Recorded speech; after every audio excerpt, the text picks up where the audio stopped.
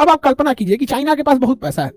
China अगर किसी भारत के राजनीतिक पार्टी को करोड़ों रुपए दे दे चंदा के रूप में और उसके पसंद की यहाँ सरकार बन जाए, तो वो सरकार भारत की रहेगी, लेकिन वो इशारा चाइना का रहेगा। सरकार का एक दलील जायज था, एक दलील पे सुप्रीम कोर्ट ने नाराजगी जताई। जनता की जो राइट टू इंफॉर्मेशन का अधिकार है, जानने का अधिकार है, और सुप्रीम कोर्ट ने कहा एसबीआई को कि तुम्हारा जितना लोग आज तक इलेक्टोरल बॉन्ड खरीदा है तुम्हारे यहाँ से, ये सबका डाटा तुम निर्वाचन आयोग को सौंपो। सबका डाटा निर्वाचन हो तो कहा कि अब हम कैसे सौंपेंगे। इसके अलावा एक और चीज था कि पहले भारत में कोई भी विदेश से चंदा नहीं दे सकता था। अब आप कल्पना कीजिए कि चाइना के पास बहुत पैसा है। चाइना अगर किसी भारत के राजनीतिक पार्टी को करोड़ों रुपए दे दे चंदा के रूप में और उसके पसंद की यहाँ सरकार बन जाए, तो वो सरकार भारत की रहेगी, लेकिन वो इशारा चाइना का रहेगा।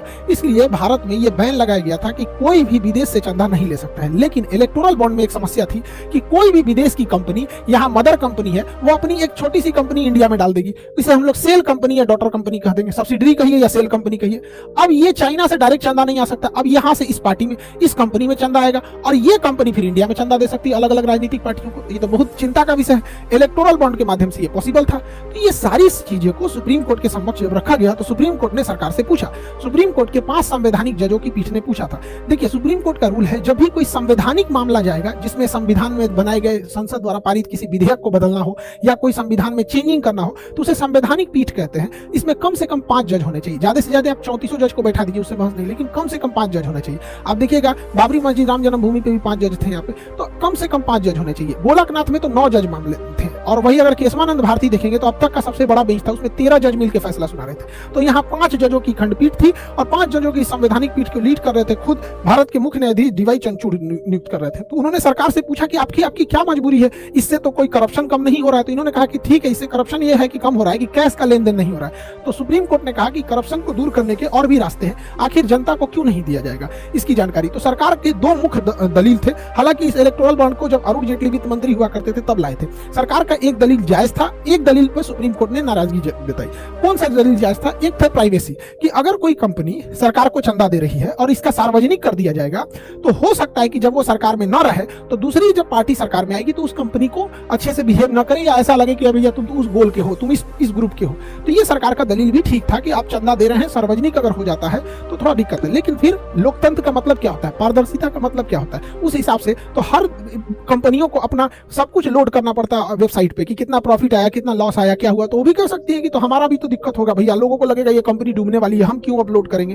तो होता है ना ये चीजों को। कोई कंपनी घाटे में गई, कैसे आपको पता चला? क्योंकि उसने नेट पे अपलोड किया एमसीए के साइट पे। तो सरकार का भी कहना था कि इसको लोड करना होगा यहाँ पर। दूसरा, सरकार ने जो दलील दी थी कि जनता की जो राइट टू इंफॉर्मेशन का अधिकार है, जानने का अधिकार है, वो सीमित है। हर मामला जनता क्यों जानेगी? तो सरकार ने कहा, सुप्रीम कोर्ट ने कहा कि यह कोई राष्ट्रीय सुरक्षा से जुड़ा मामला नहीं है कि जनता को नहीं बताना है, या कोई कॉपीराइट पेटेंट या कोई वैज्ञानिक उपलब्धि नहीं है कि जनता को ना बताएं क्योंकि ये पूरी तरह फैल जाएगा। यह तो जनता के द्वारा चुनी गई सरकार कहां से पैसे ला रही है उसकी जानकारी है। अतः यह आर्टिकल 19A में जो अभिव्यक्ति की आजादी है, जिसमें राइट टू इंफॉर्मेशन भी छुपा है, उसका उल्लंघन मानते हुए सुप्रीम कोर्ट के 5 जजों ने 5-0 के साथ इस फैसले को निरस्त कर दिया। मतलब इस इलेक्टोरल बॉन्ड को निरस्त कर दिया। यानी 5 जज ने कहा कि यह असंवैधानिक, अनकॉन्स्टिट्यूशनल है इलेक्टोरल बॉन्ड। अब कोई भी आदमी इलेक्टोरल बॉन्ड को नहीं खरीद सकता है। इलेक्टोरल बॉन्ड पर प्रतिबंध लगा दिया गया। और सुप्रीम कोर्ट ने कहा एसबीआई को कि तुम्हारा जितना लोग आज तक इलेक्टोरल बॉन्ड खरीदा है तुम्हारे यहाँ से, ये सबका डाटा तुम निर्वाचन आयोग को सौंपो। सबका डाटा निर्वाचन हो तो कहा कि अब हम कैसे सौंपेंगे। तो कहा गया, देखो, हर इलेक्टोरल बॉन्ड पे कुछ सीरियल नंबर होता है। वो सीरियल नंबर जो इंसान खरीदने गया था, वो अपना केवाईसी का मतलब होता है know your customer, KYC, know your customer, अपने कस्टमर को पहचानो। तो पैन आधार तो आपस में लिंक होते हैं। उस हिसाब से आप बताइए, आपको 3 सप्ताह से 4 सप्ताह का समय दिया जाता है। आप इस चीज को डिसीजन लीजिए कि आप सारा डाटा दीजिए। और 13 मार्च तक का समय दे दिया सुप्रीम कोर्ट ने निर्वाचन आयोग को कि आप ये सारा डेटा सार्वजनिक कीजिए। तो 13 मार्च के बाद देखना होगा कि जब ये डेटा सार्वजनिक आएगा तो जो बड़ी बड़ी कंपनियां हैं, कौन कंपनी किसको चंदा दी है, ये पूरे देश को सामने समझ में आ जाएगा। हालांकि लोकतंत्र के लिए ये चीजें जो है, ये किसी पार्टी के पक्ष या विपक्ष की बात नहीं है, यह देश के पक्ष की बात है। क्योंकि देखिए, कोई जरूरी नहीं कि सत्ता में कौन पार्टी है कौन पार्टी नहीं है। हमेशा संविधान और कानून ऊपर होना चाहिए।